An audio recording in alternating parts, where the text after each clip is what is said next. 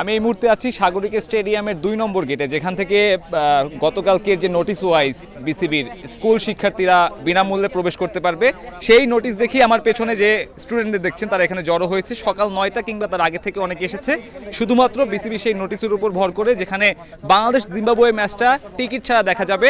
তাদের যে শর্ত ছিল স্কুলের পোশাক এবং আইডি কার্ড সবকিছু তারা সাথে নিয়ে এসেছে। তবে বিড়ম্বনার শিকার হচ্ছে গেটে এসে এখান থেকে জানানো হচ্ছে স্কুল শিক্ষার্থী বাদে কলেজ শিক্ষার্থী বা তার উপরের যে কেউ এখানে প্রবেশ করতে পারবে না, এবং এটাই মূলত তৈরি করেছে কনফিউশনের, যার মাধ্যমে ভুক্তভোগী অসংখ্য স্কুল কলেজ পড়ুয়া শিক্ষার্থীরা। ফ্রি এন্ট্রি কথা শুনে অনেকে আসছে এখান থেকে দূর দূরান্ত থেকে খেলা দেখার জন্য। সো এখানে আসার পরে যদি আমরা ঢুকতে না পারি এত দূর থেকে, তো এটা তো আমাদের কষ্টটা পুরো বৃথা যায়। ফার্স্টে তো ভাবছি যে সব স্টুডেন্ট ঢুকতে পারবে, পরে দেখতেছি এটা স্কুল স্টুডেন্ট মানে স্টুডেন্ট ঢুকতে দিবে এক কথায়।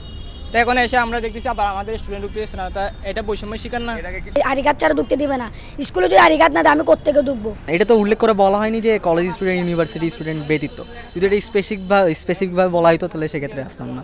নানান সমালোচনা কিংবা নেতিবাচক কর্মকাণ্ডের মাঝে যখন গতকালকে নোটিশটা এসেছিল যে স্কুল পড়ুয়া শিক্ষার্থীদের জন্য অবশেষে সেই কাঙ্ক্ষিত সিদ্ধান্তটা নেওয়া হয়েছিল, তখন কিন্তু প্রশংসার জোয়ারে ভাসানো হয়েছিল বিসিবিকে। তবে আজকের যে চিত্র, যেখানে অসংখ্য শিক্ষার্থী চট্টগ্রামের বিভিন্ন জায়গা থেকে আসার পরে যে ধরনের বিড়ম্বনার শিকার হচ্ছে, তা আসলে সেই উদ্যোগকে ছাপিয়ে নেতিবাচক ব্যাপারটাই বেশি ফুটিয়ে তুলছে।